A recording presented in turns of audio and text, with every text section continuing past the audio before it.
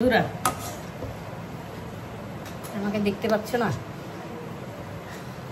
বাজার থেকে এসে সব গুছিয়ে টুছিয়ে নিয়ে দুজন মিলে, আর এই দেখো ভাগ্য রান্না করে গেছিলাম। রান্না না করে গেলে তো খাবার হতো না। তো বন্ধুরা, মেয়েরা সব পারে, চুলো বাঁধতে বাঁধতে রান্না করতে পারে, ঘরের কাজ বাইরের কাজ সব করতে পারে বন্ধুরা। আর রুই মাছের পেটিটাও খেতে পারে,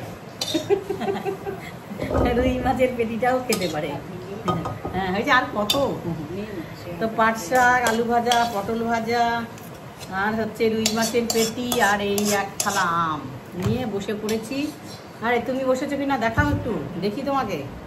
তো বন্ধুরা, বেশি আর শেষ করবো না, ব্লগ শেষ করবো আর পারছি না, মানে হাঁপিয়ে গেছি, থকে গেছি। আর এতটা ভ্যাবসা গরম একসঙ্গে, হ্যাঁ এত ভ্যাবসা গরম কি বলবো, অতিরিক্ত ভ্যাবসা গরম, মানে হাঁসপাত করছে শরীর একদম।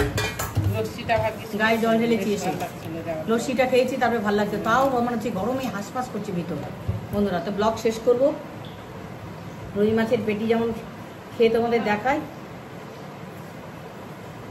টাটা বন্ধুরা, সবাই পাশে থেকো, কাছে এসো, তার পাশে থেকো আর কাছে এসো, সাবস্ক্রাইব করে নিও।